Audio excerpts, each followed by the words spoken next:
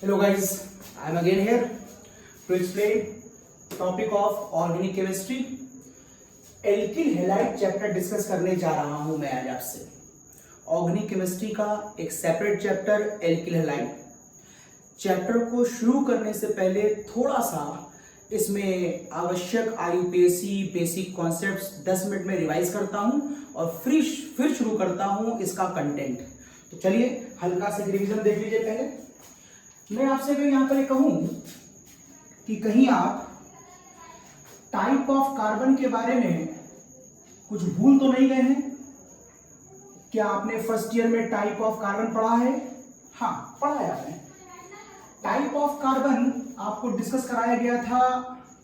It may be 1 degree, 2 degree, 3 degree, 4 degree. किस behalf पर? As already we know that the valency of carbon is 4. As already we know the valency of carbon is 4. तो एक structure देखते हैं something like this: CH3, CH3, CH2, CH3, CH3। अगर आप यहां पर देखें तो यहां पर जो कार्बन है वो एक कार्बन कितने कार्बन से बाइंड अप है, इस बिहाफ पर हम इसको क्लासिफाई करेंगे। इस कार्बन की वैलेंसी 4 है, लेकिन आउट ऑफ 4 वैलेंसी एक वैलेंसी केवल कार्बन से लिंक अप है, बाकी H से सेटिस्फाई है। On this behalf we can say this is 1 degree carbon, but this carbon have 3 valencies which are satisfied by the carbon. So we can say this is 3 degree carbon and the 4th valency satisfied by the hydrogen. In this case, out of 4 valency, 2 valency of carbon are satisfied by the other carbon and 2 valencies are satisfied by the hydrogen. So we can say this is 2 degree carbon.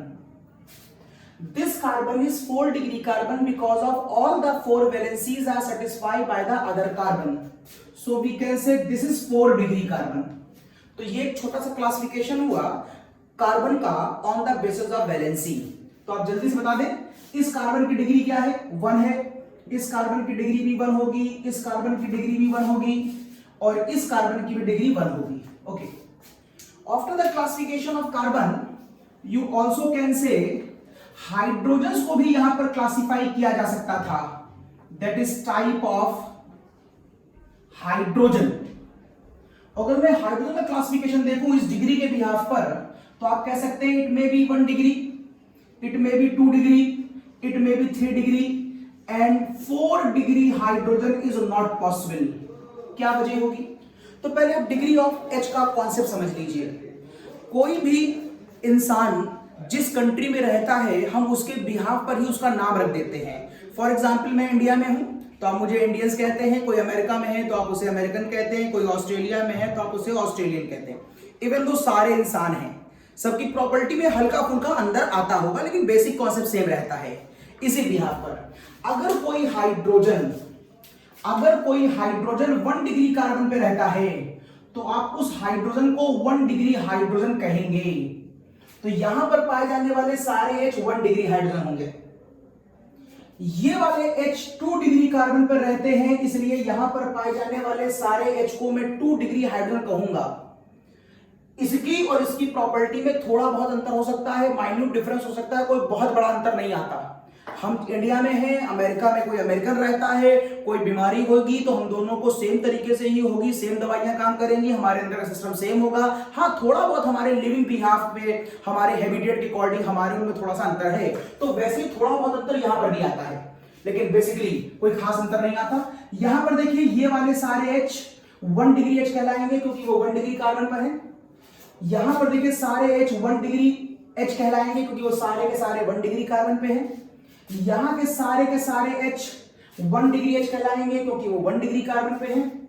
और यहां पर देखिए एक H जो आपको ये दिखाई दे रहा है ये 3 डिग्री H कहलाएगा क्योंकि वो 3 डिग्री कार्बन पे है। यहां के सारे H जो भी अवेलेबल यहां पर हैं वो 1 डिग्री H कहलाएंगे क्योंकि वो 1 डिग्री कार्बन पे है। लेकिन ध्यान से देखिए 4 डिग्री कार्बन के ऊपर कोई H नहीं है, सारे कार्बन हैं। क्योंकि 4 डिग्री कार्बन पर कोई H रहता ही नहीं है, इसीलिए मैंने कह दिया 4 डिग्री H नहीं होता। तो छोटा सा क्लासिफिकेशन कार्बन का और हाइड्रोजन का। अब एक क्लासिफिकेशन कार्बन का और है, और वो है टाइप ऑफ कार्बन, और वो है type of carbon and hydrogen, type of carbon and hydrogen. मैं बता रहा type of carbon and hydrogen, मैं यहां से बता दे रहा हूं, यहां से ले लेता हूं। Yes, type of carbon and hydrogen on the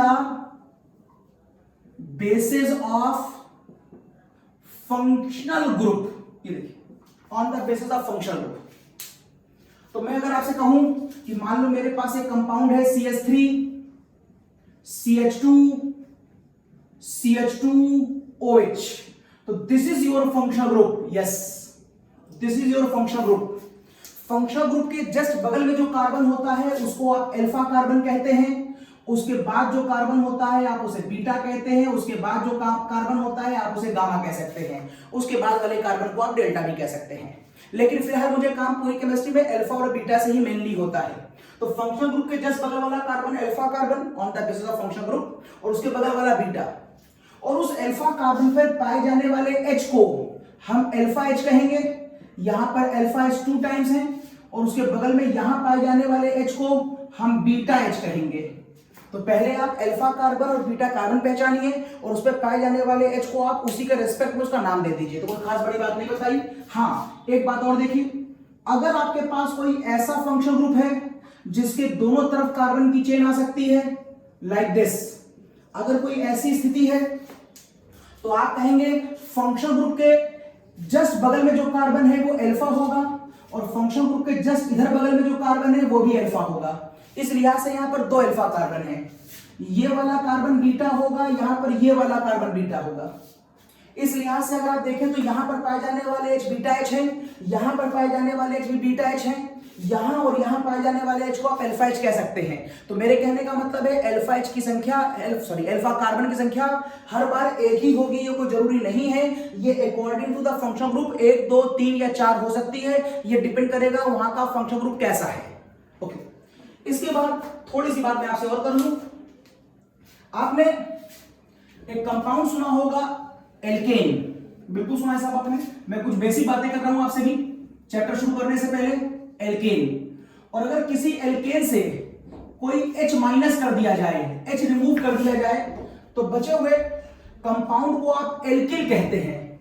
it is your alkyl. Okay, for example अगर आप कहते हैं कि मेरे पास एथेन था, और यदि एथेन से एक H माइनस कर दिया जाए, तो जो कंपाउंड बचेगा वो बचा आपके पास CH3 CH2, ये, और इसे बोलते हैं आप एथाइल। ये देखिए, एथेन से आपने जब एक H निकाल दिया, ये देखिए, एथेन से जब आपने एक H निकाल दिया तो जो कंपाउंड बचा वो एथाइल बचा।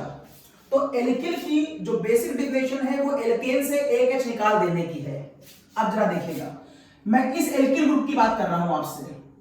अब मैं आपसे कह रहा हूं कि अगर आप एल्किल ग्रुप का क्लासिफिकेशन देखें तो ये एल्किल ग्रुप हो सकता है प्राइमरी हो, ये एल्किल ग्रुप हो सकता है प्राइमरी हो, ये एल्किल ग्रुप हो सकता है सेकेंडरी हो, और ये एल्किल ग्रुप हो सकता है टर्शरी हो। ये समझिए, मतलब कुल मिला के मेरे कहने का मतलब है ऐसे बनने वाले एल्किल ग्रुप खुद 3 तरह के होते हैं। प्राइमरी किसे कहते हैं? जब आप, ये देखिएगा, जब आपके पास कोई एल्किल ग्रुप हो और आपने जिस पोजीशन से उसको एल्किल बनाया हो, आपने एल्किल कहां से बनाया है? H कहां से निकाला है? यहां से निकाला है? नहीं। यहां से निकाला है? नहीं। यहां से निकाला है? यस। आपने जहां से H निकाला है, क्योंकि बेसिकली यहां पर होना क्या चाहिए था? CH3। अगर ये CH2 होता तो मैं कहता ये तो एल्केन है, दैट इज प्रोपेन। अब आप कहां से H निकाल रहे हैं? गौर करिए, आप यहां से एक H निकाल रहे हैं, इसलिए एक वैलेंसी आपने ओपन कर दी। अब आपने जिस जगह से एल्किल बनाया उस कार्बन पे गौर करिए, उसकी डिग्री क्या है? सर इसकी डिग्री 1 है, इसलिए मैं इस एल्किल को प्राइमरी एल्किल बोलूंगा। सही है। अगर मेरे पास ये केस होता CH3 CH2 CH3, देखिए ये क्या है सर, एल्केन है। चलिए एल्केन बनाइए, एक H निकालिए।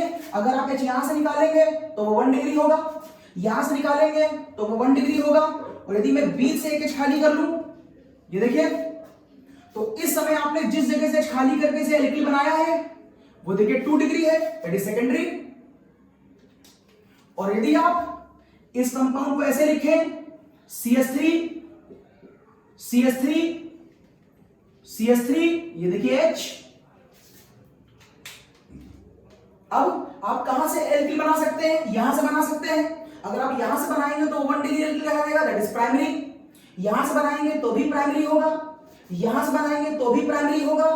लेकिन इस बार मैं बनाना टर्शरी है तो मैं यहां से खाली कर रहा हूं। ये देखिए, इस समय आपने जहां से एल्किल बनाया है वो 3 डिग्री है, दिस इज द कॉज, ये 3 डिग्री एल्किल हाइड हुआ, दैट इज टर्शरी। ठीक, अब आगे देखिए। अभी जो प्राइमरी है ये फर्दर 3 पार्टों में डिवाइड कर दिया गया। ये प्राइमरी हो सकता है नॉर्मल हो, ये प्राइमरी हो सकता है आइसो का केस बने, और ये प्राइमरी हो सकता है नियो का केस बने। तो आपको समझना पड़ेगा कि प्राइमरी को 3 पार्टों में कैसे डिवाइड किया, नॉर्मल, आइसो और नियो। तो नॉर्मल समझिए। अगर मैं आपसे कहूं इस फिगर को देखिए, CH3 CH2 CH2 CH3, अभी तो ये सिंपल एल्केन है, हम इसे एल्किल बनाएंगे, लेकिन कहां से, प्राइमरी पोजीशन से।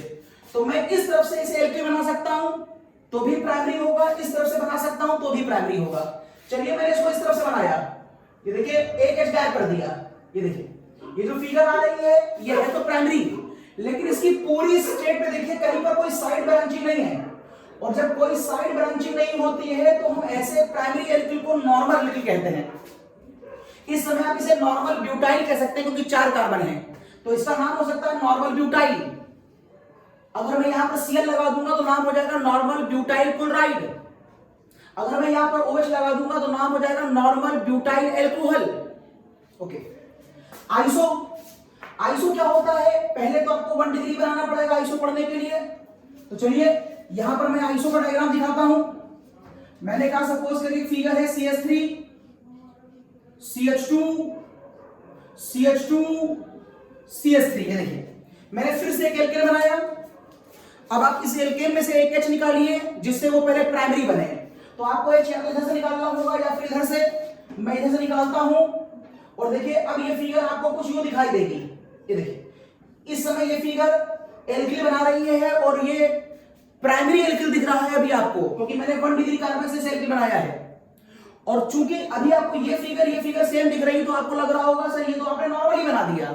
हाँ मैंने नॉर्मल बनाया है, अब मैं चेंज करने जा रहा हूं। देखिएगा जिस जगह से आपने इसे एल्किल बनाया है दैट इज 1 डिग्री, उसके जस्ट बगल वाले कार्बन पर बस एक कार्बन की चेन और लगा दीजिए, that is just CH3। 1 degree जिस पॉइंट से आपने एल्किल बनाया है तो उसके बगल वाले कार्बन पर आप एक CH3 की साइड चेन लगा देते हैं तो ऐसे कंपाउंडों को हम आइसो कहते हैं। तो पूरा नाम क्या हो जाएगा, 1 2 3 4 5 कार्बन है, नाम हो जाएगा आइसोपेंटिल।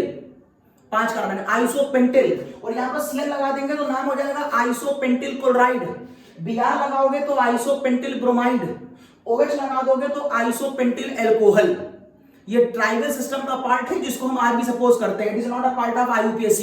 IUPAC के अकॉर्डिंग इसकी हम नंबरिंग 1 2 3 नहीं करते हैं, कुल ओवरऑल टोटल काउंट करते हैं। NCERT में आपको इस तरह क्वेश्चन खूब मिल जाएंगे। चलिए नियो की बात करते हैं। नियो के लिए मैं फिर कहूंगा कि आप उसी तरीके से पहले अपनी लोकेशन बना लें। सपोज करिए ये एक फिगर आपके पास आ गई, मैंने ब्यूटेन बनाया अभी। अब आपको इसको 1 डिग्री एल्किल में कन्वर्ट करना है तो मैं यहां से एक H हटा दे रहा हूं। देखिए ये 1 डिग्री एल्किल में कन्वर्ट हो गया, इसलिए प्राइमरी की लोकेशन में तो आ गया। अभी आपको ये देखने में नॉर्मल लग रहा होगा। अब आप जिस जगह से आपने इसे एल्किल बनाया है उसके जस्ट बगल वाले कार्बन पर एक कार्बन की साइड चेन लगा दीजिए। तो मैं इसको ऐसा कर देता हूं, यदि आप ऐसे करके छोड़ देंगे तो ये तो आइसो बन गया, लेकिन मैं तो नियो बनाने निकला हूं। तो अब आप इसी पर एक कार्बन की चेन और लगा दीजिए, ये देखिए। यदि आप ऐसा करते हैं तो ये लोकेशन नियो की कहलाती है, इट इज नियो। और नियो के अकॉर्डिंग इसका नाम क्या हो जाएगा? ओवरऑल काउंट करिए, 1 2 3 4 5 6, इट इज हेक्सिल। कौन सा hexyl? It is neo hexyl. अगर आप यहां Cl लगा देंगे तो नाम हो जाएगा नियो हेक्सिल क्लोराइड। यहां Br लगाएंगे तो नियो हेक्सिल ब्रोमाइड, और OH लगा देंगे तो नियो हेक्सिल एल्कोहल। ओके, ये कुछ बातें जिसकी आवश्यकता आपको इस चैप्टर को पढ़ते समय लगेगी। एक छोटी सी बात मैं और रिवाइज करा दूं, छोटा सा एक नाम और जो आपको खूब यूज होगा, आपको क्रैंक करना है। इस कंपाउंड को हम क्या कहते हैं? CH2 double bond CH। अगर ये लोकेशन कहीं दिखाई दे आपको तो आप इसे विनाइल बोलेंगे। ये विनाइल नेम कॉमन नेम की तरह है, लेकिन IUPAC ने इसे अडॉप्ट कर लिया, नंबरिंग करने की आवश्यकता नहीं है। 1 2 3 एथेन वेथेन मत सोचिएगा, इसको विनाइल बोलते हैं। अगर यहां Cl लगा होगा तो विनाइल क्लोराइड, यहां Br लगा होगा तो विनाइल ब्रोमाइड, यहां Cn लगा होगा तो विनाइल साइनाइड। इस कंपाउंड की मुझे डायरेक्ट आवश्यकता पड़ेगी, इसे मैंने बता दिया। एक और देखिए, अगर कहीं आपको यह दिखा मिल जाए CH2 double bond CH, single bond CH2, तो और यहां पर साइड चेन, तो आप इस कंपाउंड को एलाइल बोलते हैं। इट इज एलाइल और एलिल जो कहना चाहिए। अब यहां पर अगर Cl लगा होगा तो इट इज एलाइल क्लोराइड, अगर यहां Br लगा होगा इट इज एलाइल ब्रोमाइड, यहां पर OH लगा होगा it is allyl alcohol. One more thing, आपको इस कंपाउंड का नाम मालूम होगा। What is this? It is benzene, बिल्कुल सही। आपको इस कंपाउंड का नाम मालूम होगा। What is this? It is toluene, बिल्कुल ठीक। अब एक नई बात, अगर आप इस ऊपर लगे हुए CH3 पर, यहां पर अगर आप इस ऊपर लगे हुए CH3 पर एक कार्बन की वैलेंसी को ओपन कर दें तो इस समय इस कंपाउंड का नाम हो जाता है बेंजिल। खूब पूछा गया है, benzyl. It is again common name, IUPAC ने अडॉप्ट कर लिया, बेंजिल। अगर इसकी दो वैलेंसियां खाली हो, यहां पर देखिए, अगर मैं इसकी दो वैलेंसियां बनाऊं, मींस एक कंपाउंड ऐसे और मैं कहूं एक इधर भी खाली और एक इधर भी खाली, ये देखिए ऐसे, तो आप कहेंगे ये बेंजिल था तो ये हो गया बेंजल, इट इज बेंजल। और अगर आप कहें कि इसकी तीन वैलेंसियां खाली, is like something this, see इधर भी इधर भी इधर भी, then it is known as benzo. It is benzyl, benzyl, benzal, benzo. अगर यहां पर Cl लगा दिया it is benzyl chloride, Br लगा दिया बेंजिल ब्रोमाइड, OH लगा दिया बेंजिल अल्कोहल, यहां पर Cl लगा दिया it is benzal chloride. Di बोलने की आवश्यकता नहीं है, बेंजल का मतलब ही दो बार लगा है। और यहां पर अगर आपने लगा दिया it is benzo chloride, tri मत बोलिए, बेंजो का मतलब ट्राई हो गया। तो ये कुछ खास कंपाउंड, खास लॉजिक जिनकी आवश्यकता इस चैप्टर में पड़ेगी। अब मैं चैप्टर शुरू कर रहा हूं। हेडिंग पड़ेगी method of preparation of alkyl halide. इसका एक स्क्रीनशॉट ले लीजिए और हटा रहा हूं उसको। ओके, हटा रहा हूं। तो हेडिंग आ जाइए, method of preparation of alkyl halides. इसमें पहला जो मेथड बताऊंगा मैं आपको, वो बताने जा रहा हूं सनलाइट वाला, जो आपने ऑलरेडी हाई स्कूल में पढ़ा है। हाई स्कूल में आप पढ़ते थे कि when any alkyl halide react with chlorine, sorry, when any alkane react with chlorine in presence of sunlight, in presence of sunlight, then side chain substituted product will form। तो मैं दिखाता हूं कैसे।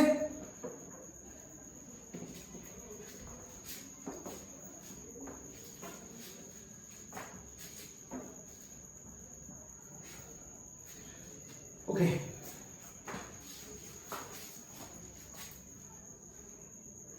लीजिए स्टार्ट करता हूं।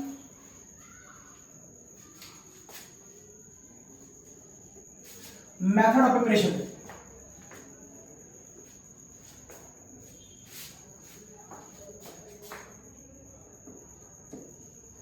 Method of preparation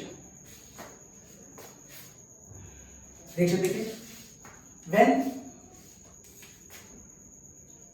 alkene react with Cl2 in presence of sunlight, ultraviolet rays, then methyl chloride will form. Is something like reaction is this. मुद्दा उठता है रिएक्शन हुई कैसे, तो कॉन्सेप्ट समझिए। कॉन्सेप्ट कहता है कि जब कहीं सनलाइट होती है तो वहां पर होने वाले फिजन होमोलिटिक होते हैं। क्या याद है आपको होमोलिटिक फिजन और कहां हो सकता है? सनलाइट हो, परऑक्साइड हो, हाई टेम्परेचर हो, इलेक्ट्रिसिटी हो, सोडियम लाइक मेटल हो। इन कंडीशनों के साथ केमिस्ट्री में पाई जाने वाली कोई रिएक्शन होमोलिटिक हो सकती है। तो यहां पर हमें इनमें से कंडीशन दिख रही है, तो फिजन होमोलिटिक होंगे। सबसे पहले स्टेप में क्या होगा? Cl सनलाइट की प्रेजेंस में जब होमोलिटिकली ब्रेक होगा तो Cl के आउटर मोशन में 7 इलेक्ट्रॉन होते हैं। 7 इलेक्ट्रॉन का मतलब है वहां पर number of proton, number of electron एक दूसरे के बराबर हैं, क्योंकि यहां पर 17 प्रोटॉन, तो यहां पर 17 इलेक्ट्रॉन, और उस 17 में से मैंने आउटर के 7 दिखाए हैं। जब मैं आउटर के 7 दिखा रहा हूं तो अंदर वाले अंडरस्टूड हैं। जब होमोलिटिक फिजन होता है तो बॉन्ड ऐसे ब्रेक होती है कि इसका एसिड इसके पास और इसका एसिड इसके पास चला जाता है। ना किसी के पास इलेक्ट्रॉन कम हुए ना ज्यादा हुए, जिससे आपको 2 Cl तो मिलेंगे, लेकिन दोनों Clओं में से ना किसी के ऊपर प्लस आएगा और ना किसी के ऊपर माइनस आएगा। ये देखिए, ना किसी पर प्लस आया ना किसी पर माइनस आया। लेकिन ये वो इलेक्ट्रॉन मैं दिखा रहा हूं जो बॉन्ड के टूटने के बाद इसके पास आया।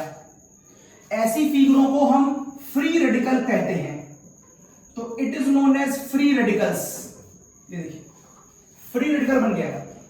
फ्री रेडिकल का रिएक्टिविटी ऑर्डर बहुत ज्यादा होता है, बहुत ज्यादा पूरी केमिस्ट्री में।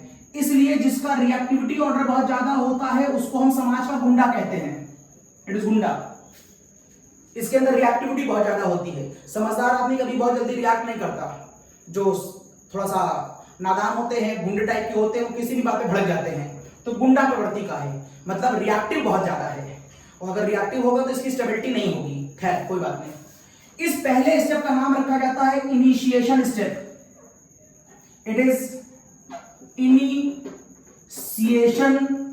स्टेप, जहां से प्रोसेस शुरू हुआ। अब इस इनिशिएशन स्टेप के बाद क्या होगा? अगला स्टेप, इसका अगला स्टेप होता है प्रोपोगेशन। प्रोपोगेशन का मतलब होता है किसी चीज को बढ़ाना। फंगस और एल्गी की जो जड़ें होती हैं, जो अपने आप बढ़ती हैं, तो हम कहते हैं वो प्रोपोगेट कर रही हैं। प्रोपोगेट का मतलब अपने आप बढ़ना। कई बार सुना होगा लोग कहते हैं यार प्रोपोगेंडा मत करो। प्रोपोगेंडा का मतलब छोटी सी बात को बढ़ाओ नहीं, ये वहीं से आया है। प्रोपोगेशन, किसी चीज को बढ़ाना। क्या बढ़ने वाला है? इसकी फैमिली से जो गुंडा निकला, मतलब इसकी फैमिली से जो गुंडा निकला, वो दूसरी फैमिली के शरीफ आदमी पे अटैक करने जा रहा है। दूसरी फैमिली का शरीफ आदमी कौन है? CH4, जिसको मैं ऐसे लिख रहा हूं। इसको मैं शरीफ क्यों कह रहा हूं? ये किसी से रिएक्शन ही नहीं करता, इसीलिए इनके नाम रखे गए paraffins. Alkane is the member of paraffins family. और पैराफिन्स ग्रीक वर्ड है, इंग्लिश में मतलब होता है लिटिल रिएक्टिविटी। मतलब ये किसी से रिएक्शन नहीं करते। क्यों नहीं करते? स्टेबल होते हैं। स्टेबल होते हैं, इनको रिएक्शन करने की आवश्यकता नहीं है, इसलिए किसी रिएक्शन नहीं करते। फिर भी यदि आप इन्हें रिएक्शन करना चाहें तो आपको इनको बहुत एनर्जी देनी पड़ेगी। मतलब सनलाइट। सनलाइट के बिना एल्केन कभी रिएक्शन नहीं करता। पूरी केमिस्ट्री में कभी किसी रिएक्शन को बिना सनलाइट के मत लिखिएगा। Okay, sunlight high energy provide कराती है। और ये कंपाउंड अब अटैक करता है Cl से। ये Cl कौन है? गुंडा है। ये कैसे वर्क कर रहा है? ये एक शरीफ आदमी की तरह वर्क कर रहा है। तो गुंडा इस शरीफ से कहता है कि आप इनएक्टिव फॉर्म में रहते हैं, कुछ रिएक्शन किया करिए, कुछ समाज में रिएक्ट करा करिए, लोगों से मिला करिए। तो उसने पूछा भाई कैसे मिला करें, क्या करें? तो इसने कहा चलिए मेरे साथ चलिए, मॉर्निंग वॉक पर रास्ते में समझाता हूं आपको क्या करना चाहिए। थोड़ी ही दूर मॉर्निंग वॉक पे चलते हैं तो मालूम चलता है ये सीएल जो गुंडा है अपनी शैतानी दिखा गया और पीछे वाली इस बॉन्ड को होमोलिटिक फैशन में तोड़ेंगे आप, क्योंकि फिजन होमोलिटिक होंगे सारे। ये वाला सीएल इस वाले एस से मिलकर के एससीएल बना लेगा। ये देखिए ये बन गया एससीएल, और अगर ये बॉन्ड टूट गई तो यहां पर क्या बचा, यहां पर CH3 फ्री रेडिकल बचा। ये देखिए CH3 फ्री रेडिकल, मतलब इसने इसे कुछ समझाया नहीं, ये सीएल इस CH4 का एक समान छीनकर भाग गया। समान कौन सा, H छीन के भाग गया, और जैसे ही इसका कोई समान छीन के भागेगा तो आपके से गुस्सा हो जाएगा। ये देखिए जैसे ही आप गुस्सा होंगे आप शरीफ आदमी से क्या बन जाएंगे, गुंडा बन जाएंगे आप। भाई गुंडे और शरीफ आदमी में क्या अंतर होता है, एनर्जी का अंतर होता है। शरीफ आदमी कूल फॉर्म में रहता है, एनर्जी कंट्रोल रखता है, और जो गुंडा होता है वो अपनी एनर्जी कंट्रोल नहीं कर पाता। फिलहाल ये शरीफ आदमी जिसका झोला, मान लो झोला कोई सामान, जिसका झोला ये सीएल लेके भाग गया, लिहाजा ये गुंडा, अब ये शरीफ आदमी अब गुंडा बन गया। क्योंकि आपसे अगर कोई आपका एसेट छीन के भाग जाए, आपकी गाड़ी छीन के भाग जाए, आपके मोबाइल छीन के भाग जाए, तो कितने भी शरीफ आप होंगे आप एक्साइट कर जाएंगे और आप गुस्से में आ जाएंगे। वैसे ही गुस्से में आ गया। प्रोपोगेशन का ये स्टेप नंबर 1 था। प्रोपोगेशन का स्टेप नंबर 2 देखिए, ये जो गुंडा था, ये जो गुंडा बन गया, ये कहता था पता करो वो कौन था जो मेरा झोला छीन के भाग गया। मालूम चलता है वो Cl2 फैमिली है जो झोला छीन के भाग गई है। इन्होंने Cl2 को बुलाया और खूब डांटा डटा और कहा कि मेरा झोला वापस करिए, जो आपका एक आदमी मेरा झोला छीन के भाग गया है। तो इन्होंने कहा साहब तो बड़ा गुंडा है, शैतान है, हम बहुत समझाते हैं, मानता नहीं है, लिहाजा अब आप बताइए मैं क्या कंपनसेट कर दूं आपको, क्योंकि वो झोला तो वापस नहीं आएगा, वो तो गुंडा है, परिवार का सबको परेशान करता है, बताइए मैं क्या कंपनसेट करूं। तो इन्होंने कहा कि कुछ तो वापस तुमको करना ही पड़ेगा। समझो यहां पर जो बॉन्ड ब्रेक होगी वो कैसे होगी, होमो होगी। एक रेडिकल यहां बनेगा, एक रेडिकल यहां बनेगा। अगली फिगर क्या आएगी, इसका रेडिकल मिलकर क्या बना लेगा, CH3Cl बना लेगा। ये देखिए, और देखिए यहां से कौन निकला, एक Cl बचा। यहां देखिए ये Cl2 जो पहले शरीफ था, इस फॉर्म में आते ही वो क्या हो गया, वो गुंडा हो गया। गुंडा मतलब अब ये गरियाते हुए बाहर निकलता है, नाराज होकर बाहर निकलता है कि अपने घर में बुलाकर अकेले मुझको डांटा और डपटा और मेरा सामान छीन लिया, कोई बात नहीं, ये कहते हुए बाहर निकला कि कभी तो मिलोगे तो मैं तुम्हारा भी सामान छीन लूंगा। ऐसा लोगों का ह्यूमन बीइंग नेचर होता है, जो सामान जीवन में होता है वही केमिस्ट्री में हो रहा है। लिहाजा ध्यान दीजिए, इनको मौका मिलता है तो ये इसके परिवार से कुछ छीन लेते हैं, और इनको मौका मिलता है तो ये इसके परिवार से कुछ छीन लेता है। इसके परिवार में गुंडा कौन है, Cl, और इसके परिवार का गुंडा कौन है, CH3। ये देखिए, ये इस पर अटैक करके छीनते हैं, ये इस पर अटैक करके छीनते हैं। इस तरह से लड़ाई बढ़ती जाती है। लड़ाई बढ़ रही है तो नाम रखा गया प्रोपोगेशन। लेकिन लड़ाई कितनी भी बढ़े अल्टीमेटली खत्म तो करनी ही पड़ेगी। तो इनकी फैमिली में कुछ शरीफ लोग भी हैं, कुछ समझदार लोग हैं, जिन्होंने कहा लड़ाइयां खत्म करो भाई। और लड़ाई खत्म करने वाले स्टेप का नाम क्या होता है, टर्मिनेशन। टर्मिनेशन स्टेप से हम लड़ाई को खत्म करना चाहते हैं। अब लड़ाई खत्म कैसे की जाए, लड़ाई खत्म करने के लिए पूरा सोचा गया कि लड़ाई कर कौन रहा है। लड़ाई करने की वजह है गुंडे। किसी तरह उन गुंडों को खत्म कर दिया जाए। अरे गुंडे तो परिवार के बच्चे, खत्म कैसे कर देंगे भाई, ये परिवार के बच्चे हैं। तो क्या करा जाए, इनके तरीकों को खत्म किया जाए। कैसे, ये बचपन में स्कूल से आता था, सड़क पे चौराहे पे खड़ा होता था और अपने दोस्तों से लोगों को छेड़ता था। फिर वो इंटर कॉलेज में गया, स्कूल से आता था, सड़क पे खड़ा होता था, लोगों को परेशान करता था। अब वो ऑफिस जाने लगा, इस ऑफिस से वापस आता है, सड़क पे खड़ा होता है, लोगों को परेशान करता है। इसका मतलब इसकी प्रवृत्ति चेंज नहीं हो रही है। आप एक काम करिए, इसका किसी तरह सड़क पर चौराहे पे जाना रोक दीजिए, ये अपने आप शरीफ हो जाएगा, ये लोगों को छेड़ना बंद कर देगा। तो क्या करें, इसकी शादी करा दीजिए। यदि आप इसकी शादी करा देते हैं तो ये घर ही में रहेगा, ये बाहर नहीं निकलेगा। अब सब इससे शादी कौन करेगा, अरे भाई गुंडे की शादी गुंडे से करा दीजिए। मतलब अगर आप Cl की शादी Cl से करा दे तो शादी का मतलब होता है बॉन्डिंग। ये देखिए बॉन्डिंग करा दी आपने, और ये घटना कब होगी, जब सनलाइट को विड्रॉ कर लेंगे तो ये घटना रुक जाएगी। फिलहाल समझा कहानी के रूप में रहा हूं आपको। तो Cl की शादी Cl से कराई, गुंडे खत्म हो गए। CH3 की शादी आपने CH3 से करा दी, ये देखिए इसके भी गुंडेपने की प्रवृत्ति खत्म हो गई, और दो परिवारों के संबंध प्रगाढ़ कर दिए जाएं, बहुत मधुर कर दिए जाएं। इसलिए इन दोनों परिवारों का आपस में क्रॉस करा दिया गया, और ये देखिए बन गया CH3Cl। इस तरह से ये रिएक्शन 3 स्टेप में पूरी होती है, इनिशिएशन, प्रोपोगेशन और टर्मिनेशन। खैर इस रिएक्शन में हम अगले स्टेप में आगे बढ़ते हैं। इतना कुछ देख लेने के बाद अब मैं कहूंगा यही घटना फ्लोरीन भी कर सकता है, क्लोरीन भी कर सकता है, ब्रोमीन भी कर सकता है और आयोडीन भी कर सकता है। तो चलिए देखते हैं इनका रिएक्टिविटी ऑर्डर।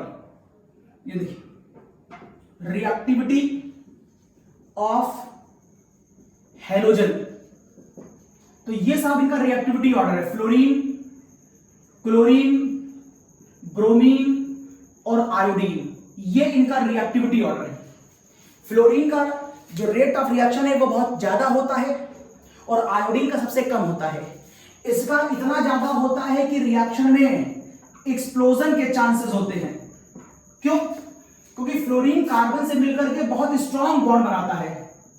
अगर बॉन्ड बहुत स्ट्रॉन्ग होगी तो वहां से निकलने वाली एनर्जी भी बहुत ज्यादा होगी। एनर्जी इतनी ज्यादा होगी कि प्रोसेस पूरा हीटअप हो जाएगा और वहां पर उसके फटने का डर होगा, इसलिए हम इस रिएक्शन को अवॉइड करते हैं। और आयोडीन तक आते आते इतनी धीरी हो जाती है कि यह रिवर्सिबल हो जाती है और इक्विलिब्रियम पर जाकर के रुक जाती है, इसलिए इसका भी रिजल्ट हमें बहुत अच्छा नहीं मिलता।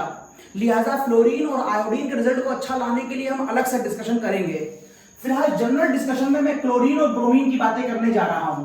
तो general discussion of chlorine and bromine, चलिए वहां के बाद याद रखिएगा, उसी बात को यहां बढ़ाता हूं।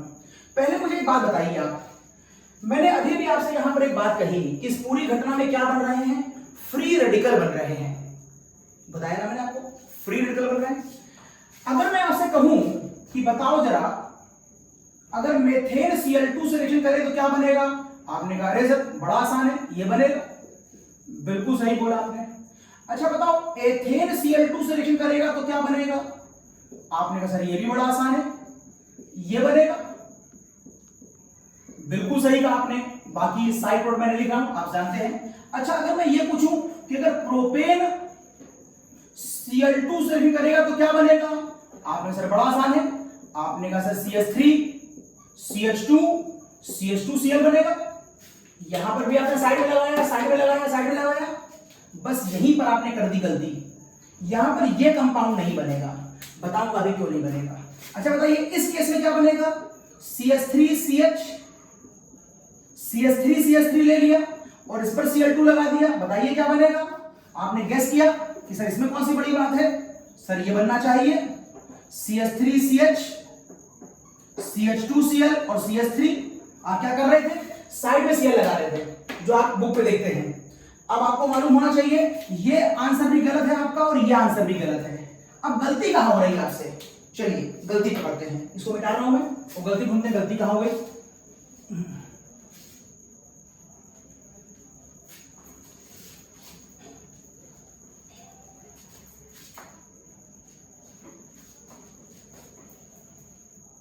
चलिए तो मैंने आपको बताया कि ये आंसर भी गलत है और ये आंसर भी गलत है। चलिए तो ढूंढते हैं सही बात कहां हुई। देखिए सही बात को जानने से पहले आपको काम करना पड़ेगा, आपको stability of free radical check करना पड़ेगा। आपको ये मालूम होना चाहिए स्टेबिलिटी ऑफ फ्री रेडिकल्स कैसे निकाली जाती है। अब फ्री रेडिकल कितने तरह के होते हैं? फ्री रेडिकल्स 3 तरह के होते हैं। It is 3 degree, it is 2 degree, it is 1 degree, it is 1 degree, it is 2 degree. अब मैं इसकी स्टेबिलिटी को निकालने से पहले जान लूं कि फर्स्ट ईयर में आपको स्टेबिलिटी के कितने लॉजिक बताए गए थे। तो पूरी बुक में स्टेबिलिटी के 3 लॉजिक हैं, सॉरी 4 लॉजिक हैं, जिसमें से नंबर 1 लॉजिक है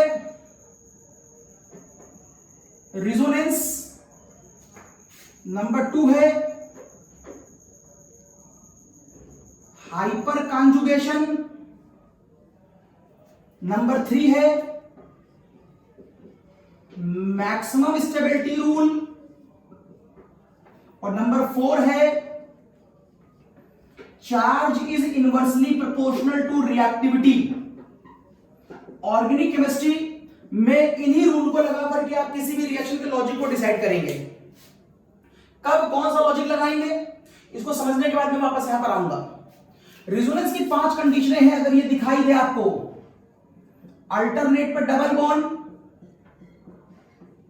अगर अल्टरनेट पे डबल बॉन्ड हो, या आप इसे कह सकते हैं पाई बॉन्ड या पाई इलेक्ट्रॉन, तो यह घटना रेजोनेंस की होती है। अब अल्टरनेट पर डबल ना हो तो अल्टरनेट पर प्लस से भी काम चल सकता है, डबल सिंगल प्लस, या अल्टरनेट पर माइनस से भी काम चल सकता है, या अल्टरनेट पर लोन पेयर से भी काम चल सकता है, it is minus, it is lone pair, या फिर अल्टरनेट पर अगर आपको कभी कोई रेडिकल दिखाई दे इस तरह का तो ही। तो 5 कंडीशन है, 1 2 3 4 5। आज के बाद पूरी केमिस्ट्री में 5 कंडीशन दिखाई दे तो कहिएगा रेजोनेंस होता है। मैं रिकैप कर दे रहा हूं, रेजोनेंस होता है तो उससे स्टेबिलिटी कैसे बढ़ जाती है, इसकी हल्की सी हिंट कर रहा हूं। जब भी आपने रेजोनेंस पढ़ा होगा फर्स्ट ईयर में, तो आपने देखा होगा कि वहां पर आपसे कहा जाता है कि ये पाई इलेक्ट्रॉन यहां चला गया तो ये पाई इलेक्ट्रॉन यहां चला गया, या इधर का इधर चला गया, इधर का इधर चला गया। मींस रेजोनेंस का मतलब आपसे कहा जाता है D localisation of pi electron, चाहे वो किसी भी सिस्टम में हो। और जब इलेक्ट्रॉन डी लोकेलाइज करेगा तो सिस्टम क्या करेगा, वर्क करेगा। जब वर्क करेगा सिस्टम, तो वर्क करने के चक्कर में सिस्टम एनर्जी का क्या करेगा, लॉस करेगा। और जब किसी सिस्टम का एनर्जी लॉस होता है तो हमेशा स्टेबिलिटी बढ़ती है, क्योंकि एनर्जी स्टेबिलिटी का इनवर्स होती है। अगर हमारी एनर्जी ज्यादा है तो मेरी स्टेबिलिटी गिर जाएगी, क्योंकि हाई एनर्जी में मैं गुस्से में आ जाऊंगा, और जब मैं गुस्से में आ जाऊंगा तो मेरे द्वारा लिए गए निर्णय ठीक नहीं होंगे। इस कॉन्सेप्ट को केमिस्ट्री में अप्लाई करके देखिए, जिस भी सिस्टम की एनर्जी ज्यादा होगी वो हाई एनर्जेटिक होगा और उसको समाज के रूल के अकॉर्डिंग अनस्टेबल माना जाएगा। एनर्जी लॉस होने के बाद इस सिस्टम की एनर्जी क्या करेगी, गिर जाएगी।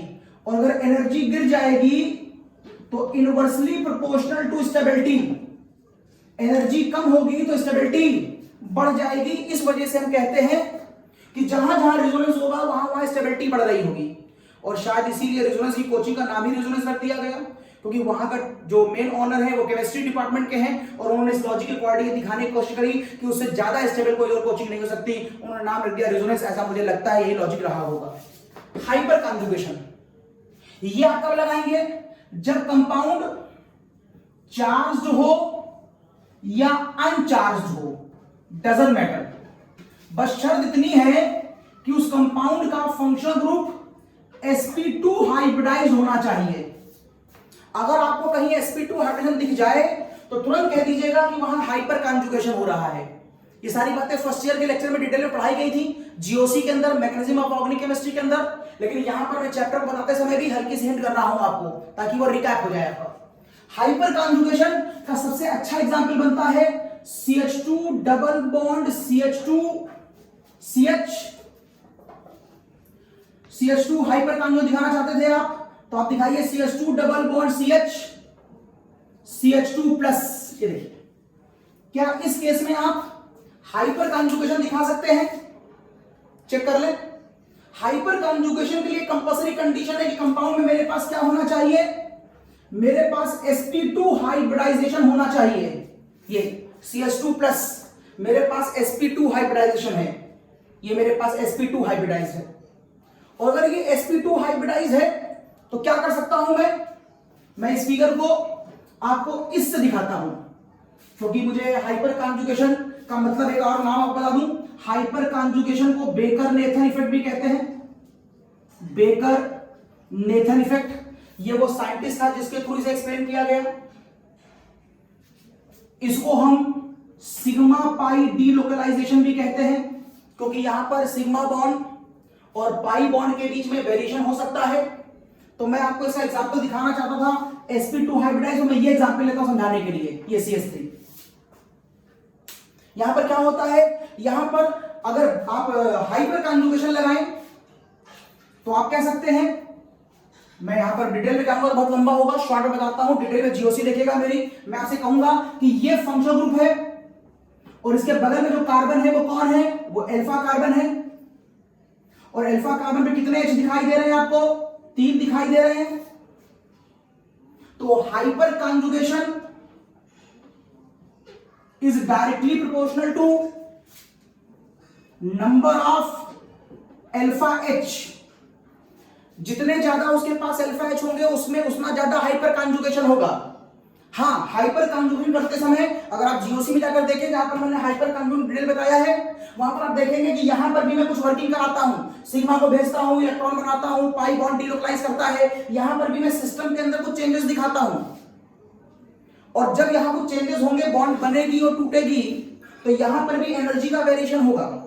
बॉन्ड को बनाने और तोड़ने में ये खुद अपने आप काम करता है, हम एनर्जी नहीं देते। अगर ये अपने आप काम करेगा तो ये खुद अपनी एनर्जी लॉस करेगा, जिससे सिस्टम का एनर्जी लेवल क्या हो जाएगा, कम हो जाएगा, और एनर्जी लेवल कम हो जाएगा तो इसकी स्टेबिलिटी क्या करेगी, बढ़ जाएगी। चलिए हल्की से मैं हिंट कर दे रहा हूं, वैसे क्योंकि जीओसी उसे बताना चाहिए, यहाँ हल्की से मैं हिंट कर दे रहा हूं, क्योंकि हो सकता है आप लोगों को थोड़ा सा किसी ने ना पढ़ा हो जीओसी। देख लें, मैं CS3 के डायग्राम को ओपन कर दे रहा हूं, इज समथिंग लाइक दिस, और ये देखिए मैंने इसको ऐसे ओपन कर दिया CS2, लेकिन प्लस भी है, तो मैंने यहां पर देखिए वो लगा दिया प्लस। ये देखिए, this is the open diagram of this compound.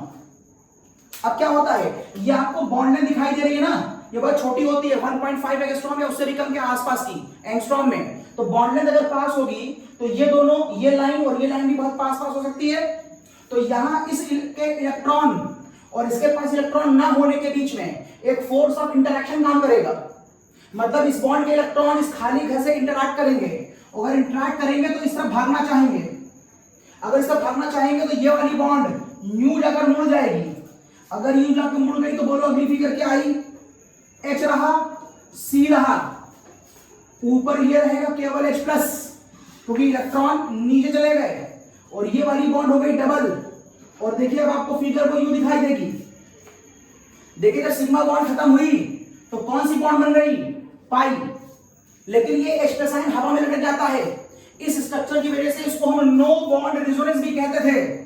क्या कहते थे, no bond resonance. Hyperconjugate नाम और है, क्योंकि यहां पर बॉन्ड नहीं होती, और सिग्मा चूंकि पाई में जाती है और अगले पल ये पाई वापस आकर के अपनी बॉन्ड बना लेता है और ये स्ट्रक्चर वापस इसमें आ जाता है। इसका मतलब है सिग्मा बॉन्ड पाई में, पाई बॉन्ड सिग्मा में, और ये अपने आप होती, हम नहीं कर रहे हैं। अगर ये काम ये खुद करेगा तो एनर्जी का लॉस करेगा, एनर्जी का लॉस करेगा तो इसकी स्टेबिलिटी क्या करेगी, बढ़ जाएगी, क्योंकि एनर्जी का लॉस होने से स्टेबिलिटी बढ़ जाती है। तो मैंने आपको रेजोनेंस और हाइपर दोनों बता दिए। अब इसको भी रिवाइज कर ले फटाक से। मैक्सिमम इस पूरी चैप्टर में लगेगा बार बार, तो बार बार बताना अच्छा मैं एक बार आपको बता दूं ताकि आप याद रखें। मैं ये कहूंगा कि फर्स्ट ईयर आप पढ़ के आए हैं तो आपको दिक्कत होती है, तो मैं जो भी बोलूंगा उसको एक्सप्लेन जरूर कर दूंगा। चलिए, आप कब लगाएंगे मैक्सिमम स्टेबिलिटी रूल, शर्त है कंपाउंड क्या होना चाहिए, चार्ज होना चाहिए। हाँ, जिन लोगों में कंपेयर किया जा रहा है उनके हाइब्रिडाइजेशन इस केस में डिफरेंट होते हैं, ये खास बात है, क्योंकि इसमें कॉमन है। यहां पर भी हम कहते हैं चार्ज होना चाहिए, तो फिर दोनों में अंतर क्या है, यहां डिफरेंट होना चाहिए और यहां पर हाइब्रिडाइजेशन सेम होना चाहिए। अगर आप 2-4 लोगों में कंपेयर कर रहे हैं और वो सब चार्ज हैं और उन सब में हाइब्रिडेशन भी सेम है, तो आप उसका आंसर किस लॉजिक से निकालेंगे। अगर आप 2-3 लोगों को कंपेयर कर रहे हैं और वो चार्ज हैं लेकिन उनके हाइब्रिडेशन अलग अलग हैं, तो आप उसका आंसर यहां से निकालेंगे। हाइपर तब लगाएंगे जब sp2 होगा, रेजोनेंस तब लगाएंगे जब ये 5 कंडीशनें होंगी। ठीक है, बात रिकैप करा दी मैंने आपको, डिटेल के लिए आप जीओसी देखेंगे, हटा रहा हूं। अब बताऊंगा मैं आपको इन तीनों की स्टेबिलिटी, ये हटा दे रहा हूं मैं।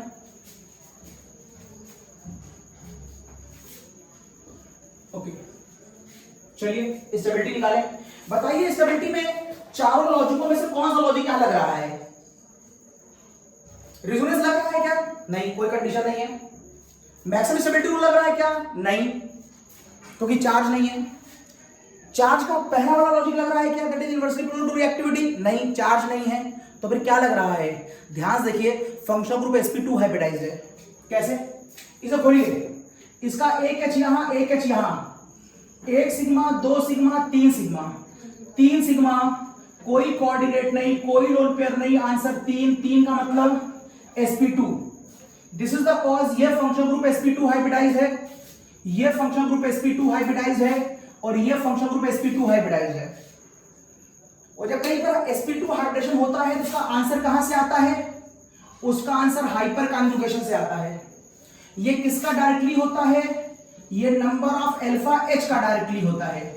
जितना ज्यादा हाइपर होगा उतना ज्यादा सिग्मा पाई का डीलोकलाइजेशन होगा। जितना ज्यादा डीलोकलाइजेशन होगा उतनी वो एनर्जी लॉस करेगा, जिससे सिस्टम की एनर्जी कम हो जाएगी और उस सिस्टम की स्टेबिलिटी बढ़ जाएगी। इस लॉजिक को हम फॉलो करेंगे। देखिए किसके पास नंबर ऑफ अल्फा ज्यादा है? फंक्शनल ग्रुप के बगल में आने वाला अल्फा कार्बन इस वाले केस में अल्फा कार्बन 1 टाइम है। ये अल्फा दोनों फंक्शन से लिंकअप है। यहां अल्फा कार्बन 2 टाइम है। ये भी अल्फा, ये भी अल्फा, ये भी अल्फा। यहां पर अल्फा 3 टाइम है। अल्फा कार्बन पे रहने वाले H को हम अल्फा H कहते हैं। यहां 9 टाइम है, यहां 6 टाइम है और यहां 3 टाइम है। इसका मतलब यहां पर हाइपर 9 बार होगा तो 9 बार डीलोकलाइज होगा, 9 बार एनर्जी लॉस करेगा। यहां एनर्जी 6 बार लॉस करेगा, यहां एनर्जी 3 बार लॉस करेगा। This is the cause. Stability किसकी ज्यादा होगी? यहां काम ज्यादा हुआ है, लॉस ज्यादा हुआ है एनर्जी का, तो इसकी एनर्जी कम हो गई होगी तो स्टेबिलिटी बढ़ गई। ये ऑर्डर आ गया। अब आपने रेडिकल का स्टेबिलिटी ऑर्डर रिवाइज कर लिया। अब समझिए आप इन क्वेश्चनों को गलत क्यों कर रहे थे। क्योंकि आप यहां पर अपना आंसर किनारे वाले सीएल पर दे रहे थे और आप यहां पर आंसर तभी दे पा रहे होंगे जब आप रेडिकल यहां बना रहे होंगे। ये 1 डिग्री है, इसलिए आपको यहां पर आंसर नहीं देना चाहिए था, आपको आंसर यहां देना चाहिए था। क्योंकि यहां पर इसका जो रेडिकल होगा वो 2 डिग्री होगा, तो आप यहां पर सीएल नहीं लगाएंगे। वैसे आपने यहां पर क्या किया था? इस वाले केस में आपने CS3 लिखा और यहां पर आपने सीएल लगा दिया था किनारे। फिर देखिए गलती कर रहे हैं, ये 1 डिग्री है और 1 डिग्री की स्टेबिलिटी कम होती है। जबकि आप एक काम कर सकते थे, आप यहां से रेडिकल बनाते और इस सीएल को यहां के बजाय यहां लगाते, इसको ऐसे ही रहने देते आप ऐसे। अब देखिए अब यहां का कंपाउंड ज्यादा स्टेबल है क्योंकि वो वाया 3 डिग्री आया है। तो अगर आपके कंपाउंड में केवल 1 डिग्री रेडिकल बन रहा है तो वही आंसर होगा। यहां पर केवल 1 डिग्री था, चाहे यहां से बनाओ चाहे यहां से बनाओ तो वही आंसर होगा। यहां पर 1 डिग्री भी बन सकता है और 2 डिग्री भी बन सकता है। अगर 2 डिग्री बनेगा तो वही मेन आंसर होगा क्योंकि उसकी स्टेबिलिटी ज्यादा होती है। अगर कहीं पर 1 भी बन सकता है और 3 भी बन सकता है तो आप आंसर 3 से लाएंगे क्योंकि 3 की स्टेबिलिटी सबसे ज्यादा होती है। तो एक तो लॉजिक आपको यह ध्यान रखना पड़ेगा कि 3 डिग्री 2 डिग्री और 1 डिग्री के सारे एक साथ मौजूद हैं, तो आप कहां पर आंसर लाएंगे? 3 पर लाएंगे या फिर 2 पर लाएंगे, 1 को सबसे आखिरी में ले जाएंगे। खैर मैं आगे बढ़ रहा हूं, अब आगे देखिए। अब अपने फाइनल आंसर पे पहुंचने से पहले मैं आपको बताऊंगा रिएक्टिविटी सेलेक्टिविटी रूल। मेरे पास एक रूल है, रिएक्टिविटी सेलेक्टिविटी रूल, और ये रूल क्लोरीन और ब्रोमीन पर अप्लाई होता है, not for fluorine and not for iodine, क्योंकि उनको तो हम लोग अलग से डिस्कस करेंगे। अब इस रिएक्टिविटी सेलेक्टिविटी रूल में क्या होता है समझिएगा। आपने थोड़ी देर पहले कहा था कि this is the reactivity order, this is the reactivity order. Yes, इसकी रिएक्टिविटी मैक्सिमम, इसकी रिएक्टिविटी मिनिमम, लेकिन हम डिस्कस करने जा रहे हैं ये इसकी रिएक्टिविटी ज्यादा है। अब पहले समाज का एक रूल समझ लीजिए, और केमिस्ट्री समझनी है तो समाज के रूलों को समझिए, केमिस्ट्री अपने आप समझ में आएगी। समाज में जो ज्यादा रिएक्टिव होता है उसकी सेलेक्टिविटी कम होती है। कभी गौर किया है? अगर समाज में कोई बहुत जल्दी शॉपिंग करता है दुकान पे जाकर के, उसके पास समय नहीं है, वो 10 दुकानें नहीं देखता, एक दुकान पे गया और शॉपिंग करके वापस आ गया, ये दे दो ये दे दो ये दे दो ये दो, वो सेलेक्ट कहां करा? वो गया, उसके पास समय नहीं है, उसकी रिएक्टिविटी बहुत ज्यादा है, गया और फटाफट। तो जो बहुत तेज शॉपिंग करता है, जिसकी रिएक्टिविटी ज्यादा है, वो जल्दी सेलेक्ट नहीं करता। तो जिसकी रिएक्टिविटी ज्यादा होगी उसकी सेलेक्टिविटी कम होगी। तो अगर मैं कह दूं ये ऑर्डर रिएक्टिविटी का है, तो सेलेक्टिविटी का ऑर्डर, अगर मैं क्लोरीन ब्रोमीन की बात करूं तो क्लोरीन और ब्रोमीन में सेलेक्टिविटी उल्टी होने वाली है।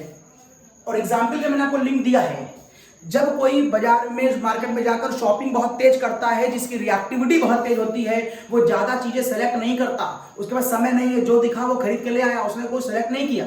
लेकिन जिसके पास समय बहुत होता है, वो ज्यादा रिएक्टिव नहीं होता, बहुत नॉर्मल आराम से 2 4 10 दिन है दुकानें ढूंढ रहा है, तो उसकी रिएक्टिविटी कम है, वो आराम से काम कर रहा है, कोई जल्दबाजी नहीं है, तो उसकी सेलेक्टिविटी बहुत ज्यादा है। वो चूज करता है कि मेरे मतलब की चीज मिलेगी तो लेंगे वरना नहीं लेंगे। मतलब अगर मैं आपको इन लोगों की सिलेक्टिविटी दिखाऊं तो 1 डिग्री, 2 डिग्री और 3 डिग्री के रिस्पेक्ट में बिहार की सिलेक्टिविटी ज्यादा होती है, लगभग 1600 के आसपास होती है, जबकि यहां पर इसकी रिएक्टिविटी होती है मात्र 5 के आसपास। यहां पर होती है ये 82 के आसपास, तो यहां पर होती है 3.8 के आसपास। यहां पर ये 1 होती है और यहां पर भी 1 होती है। बात समझिएगा, बात समझिएगा।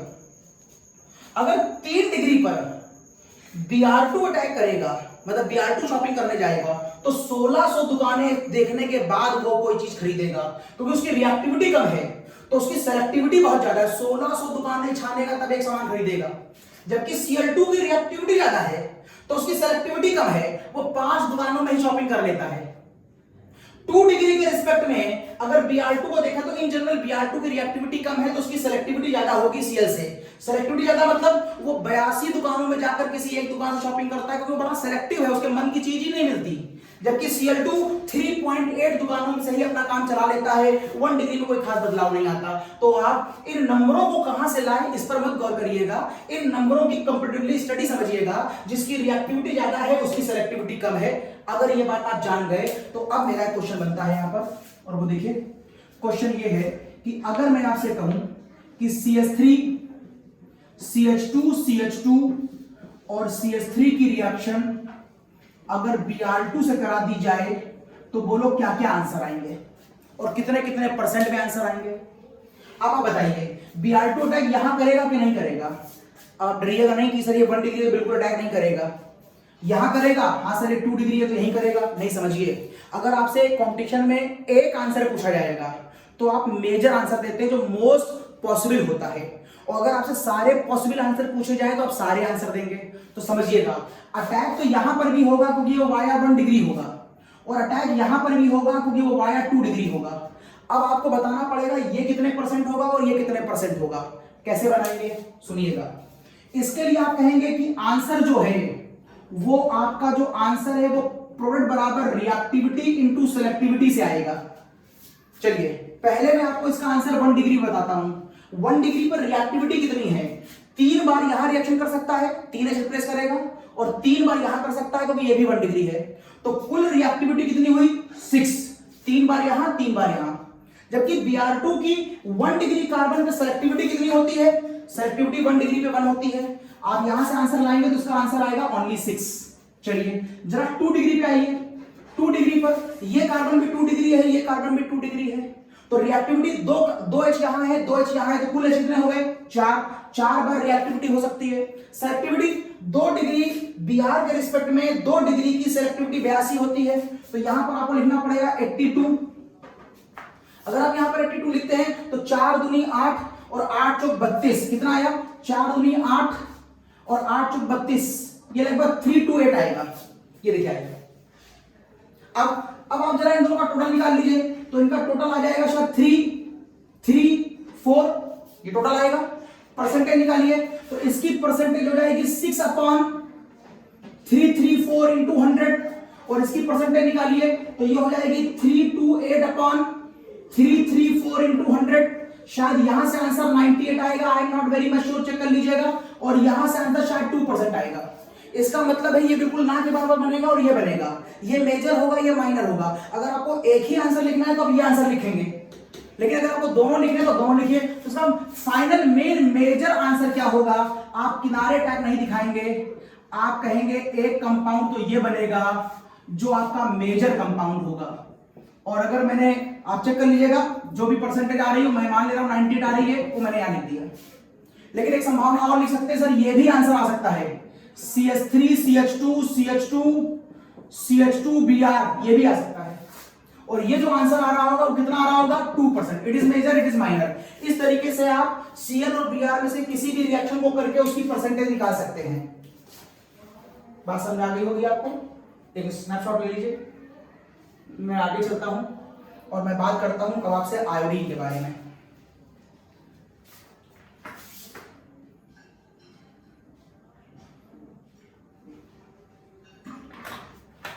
ओके, आयोडीन ये डाला।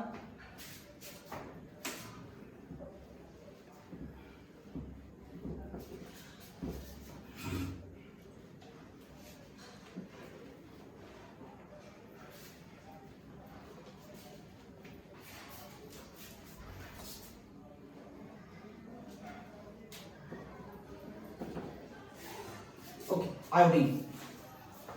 अब क्वेश्चन ये उठता है कि अगर मैं CH4 की रिएक्शन आयोडीन से कराऊं इन प्रेजेंस ऑफ सनलाइट तो क्या होगा?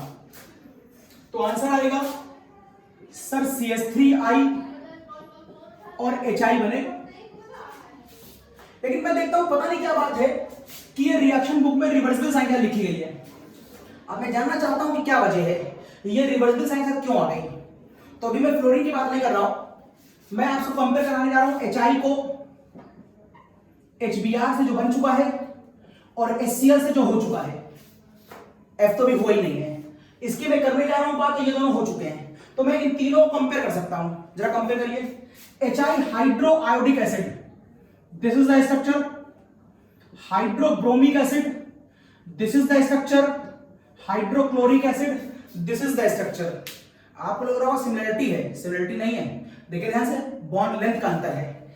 इनका एटॉमिक साइज सेम है, ओके, लेकिन इसका एटॉमिक साइज छोटा, इसका बड़ा, और इसका एटॉमिक साइज बहुत बड़ा होता है। इसका मतलब है इन तीनों में बॉन्ड लेंथ का अंतर आ रहा है, बॉन्ड लेंथ। और आपको मालूम होना चाहिए bond length is inversely proportional to bond strength. जिसकी लेंथ ज्यादा है, इस पेन की लेंथ ज्यादा है, आप इस पेन को तोड़ सकते हैं। इस ढक्कन की लेंथ कम है, आप इस ढक्कन को तोड़ नहीं पाएंगे। बॉन्ड लेंथ ज्यादा होती है तो तोड़ना आसान होता है। इसका मतलब आप इस कंपाउंड को ब्रेक कर सकते हैं, इसको और थोड़ा भी कम कर पाएंगे, उसको बहुत कम कर पाएंगे। मीन आउट ऑफ दीज अगर मैं पूछूं कि बताओ इन तीनों में सबसे अच्छा एसिड कौन है, तो आप कहेंगे sir the best acid is HI, then after HBr, then after HCl।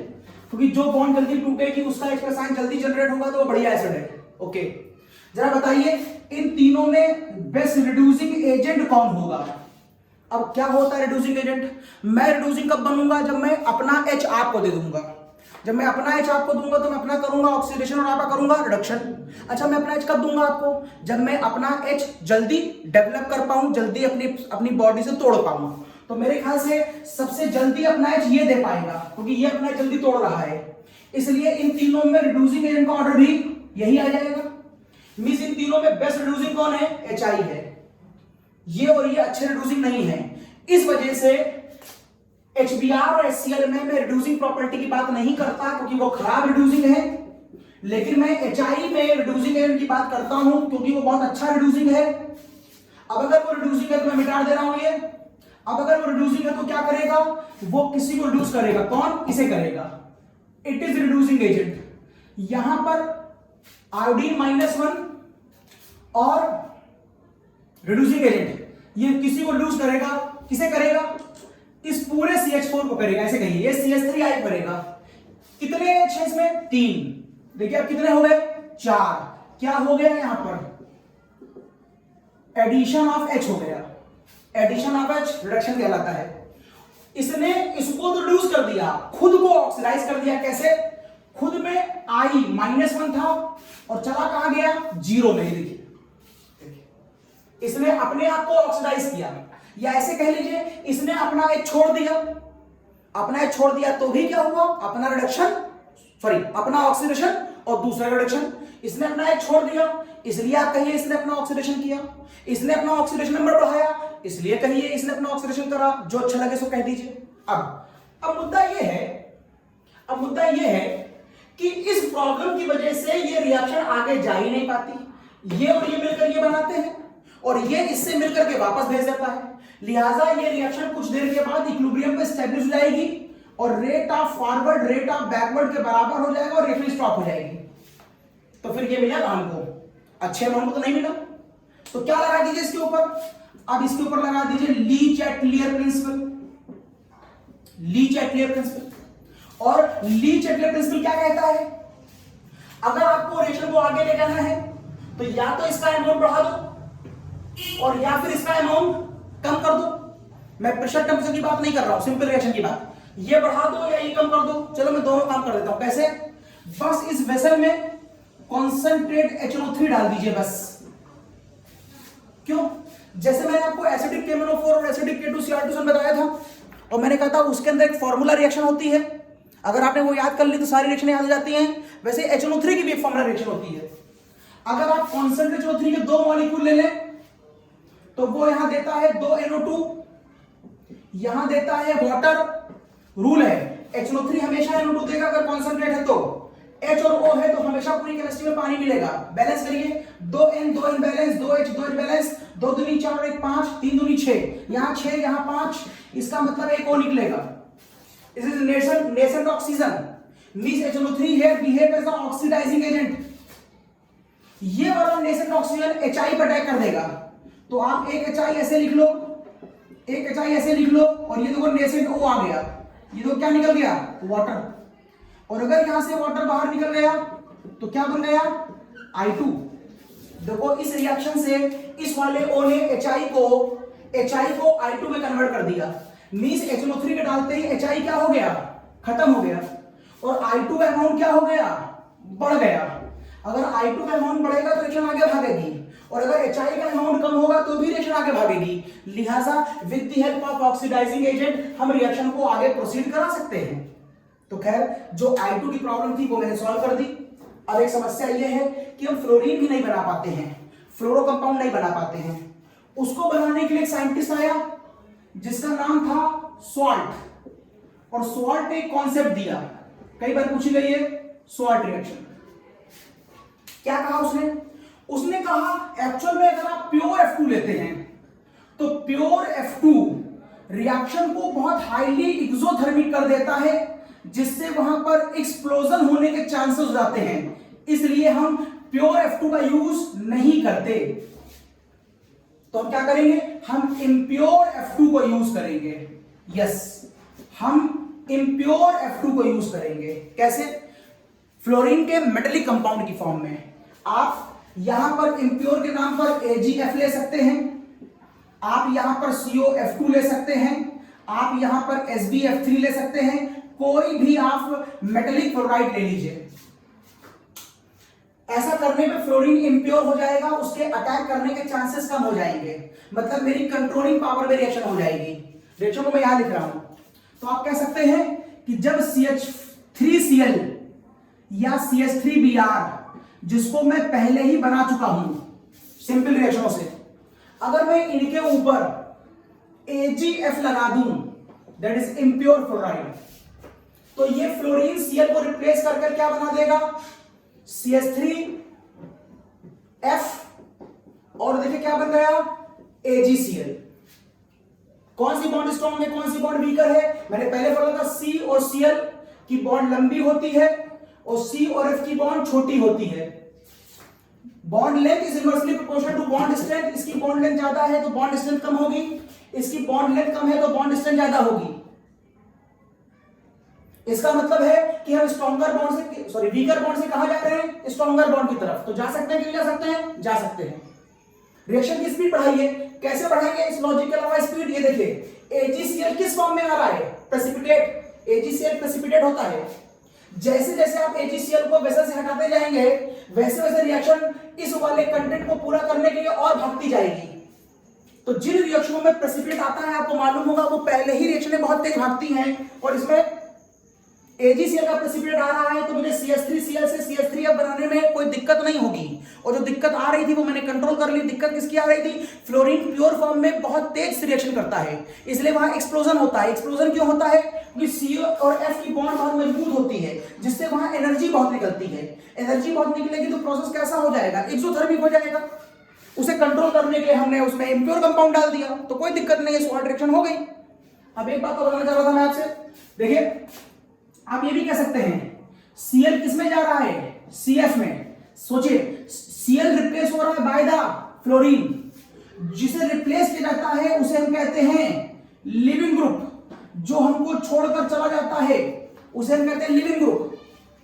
क्या वजह है कि Cl हमको छोड़ के जा रहा है, फ्लोरीन आ रहा है, इसके पीछे लॉजिक और हो सकता है। देखिएगा Cl किसके पापा का नाम है, Cl कहां से आया, HCl से, और फ्लोरीन के पापा का नाम बताइए, HF। Cl के पापा HCl, फ्लोरीन के पापा HF। दोनों में बढ़िया एसिड कौन, बढ़िया एसिड ये है। अगर एसिड ये अच्छा है तो बताओ इन दोनों में बढ़िया बेस कौन होगा, सही ये होगा। एसिड का उल्टा बेस, कॉन्जुगेट बेस। अगर ये बढ़िया बेस होगा तो यहाँ निगेटिव ज्यादा होगा, समझिए। ये बढ़िया एसिड नहीं था, क्यों नहीं था?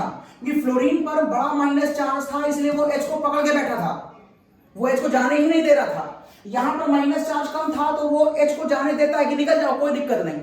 एसिड अच्छा, बेस खराब। और बेस खराब तो अगर ये कार्बोनियम आयन से बाइंड अप करे तो बताओ कौन स्ट्रांगली बाइंड अप करेगा और कौन वीकली बाइंड अप करेगा? ऑब्वियसली स्ट्रांगली बाइंड अप करेगा, ये वीकली बाइंड अप करेगा, क्योंकि यहां पर नेगेटिव चार्ज कम है। तो वीकर बॉन्ड में क्यों कर रहा था, उसका एक लॉजिक और आ गया। इसे में स्ट्रॉन्गर क्यों कर रहा था, एक लॉजिक और आ गया। अब आप समझिए वीकर बॉन्ड से क्या बनाएंगे, स्ट्रॉन्गर। तो क्या आप फ्लोरीन को रिप्लेस कर सकते हैं Cl से? नहीं। क्या Cl को रिप्लेस कर सकते हैं फ्लोरीन से? हाँ। तो इसका मतलब ये नहीं कि आप जिसको जब चाहे किसी को रिप्लेस कर दें, आपको देखना पड़ेगा कि किसको रिप्लेस कर सकते हो किसको नहीं। और ऐसे बहुत से कॉन्सेप्ट्स हैं, जैसे फिलहाल एक कॉन्सेप्ट ये भी कहीं बहुत जगह यूज होगा, अप्लाई करके आप देख सकते हैं। तो ये बताइए मैंने आपको सॉल्ट रिएक्शन, ठीक।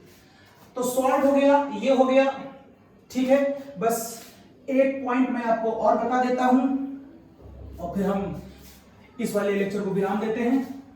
और एक पॉइंट ये हो सकता है कि चूंकि मैं मेथड ऑफ प्रिपरेशन पढ़ रहा था, तो बताइए मेथड ऑफ प्रिपरेशन में एक पॉइंट और, अगर मैं कोई एल्कोहल ले लूं लाइक CH3OH,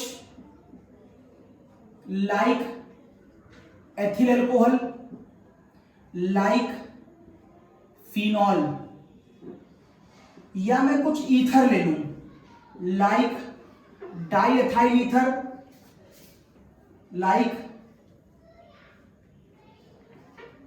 एनिसोल, अगर मेरे पास ऐसे कुछ कंपाउंड्स हैं और मैं आपसे पूछूं कि बताइए अगर इन सारे कंपाउंडों पर PCl5 या PCl3 लगा दिया जाए तो क्या आंसर आएगा? PCl5 और PCl3 या SOCl2।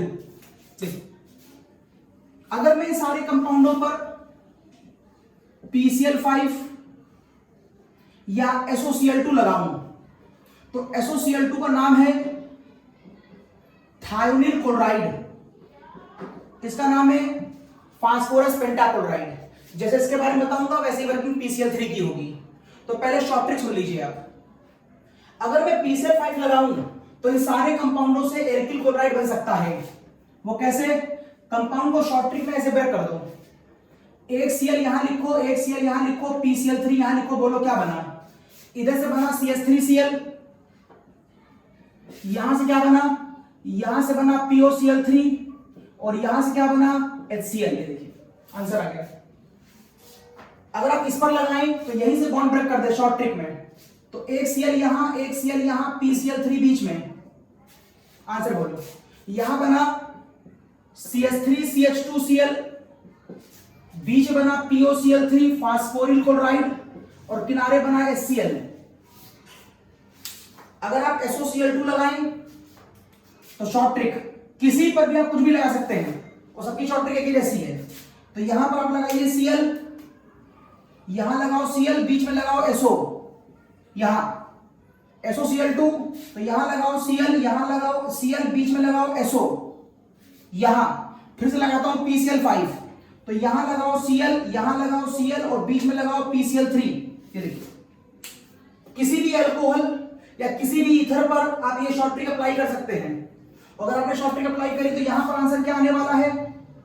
यहां पर आ जाएगा क्लोरोबेंजीन, बीच में निकलेगी सल्फर डाइऑक्साइड और HCl, यहां पर आ जाएगा मेथिल क्लोराइड, एक बार इधर से एक बार इधर से, that is 2 molecule of methyl chloride, और आ जाएगा सल्फर डाइऑक्साइड, यहां पर इधर आ जाएगा क्लोरोबेंजीन, बीच में आ जाएगा POCl3 और किनारे आ जाएगा CH3Cl। Okay, now the question, बताइए जरा इन दोनों में से कौन सा मेथड ज्यादा अच्छा है? मतलब PCl5 लगाना ज्यादा अच्छा है कि SOCl2 लगाना ज्यादा अच्छा है? तो मैं कहूंगा SOCl2 इज बेटर। क्यों? क्योंकि SOCl2 से बनने वाले कंपाउंड प्योर होते हैं, इससे मिलने वाला कंपाउंड प्योर है और इससे मिलने वाला कंपाउंड इम्प्योर है। ये कैसे कह दिया मैंने, समझिएगा। ये कंपाउंड एक लिक्विड है, लेकिन ये और ये दोनों गैस है, हवा में उड़ जाती हैं। अगर ये दोनों हवा में उड़ जाएंगी तो वेसल में खाली ये बचेगा तो प्योर मिलेगा। यहां पर ये भी लिक्विड है, ये भी लिक्विड है, खाली ये गैस है। तो अगर ये हवा में उड़ जाएगी तो दो कंपाउंड बचेंगे जिनको आपको प्यूरिफाई करना पड़ेगा। तो इन कंपाउंडों को बनाने के लिए PCl5 फेवरेबल हुआ कि SOCl2 फेवरेबल हुआ? ऑब्वियस SOCl2 फेवरेबल हुआ। इधर लास्ट पॉइंट ये बता दो कि PCl5 यहां पर वर्क करता कैसे है। सुन ले PCl5 कैसे वर्क करता है।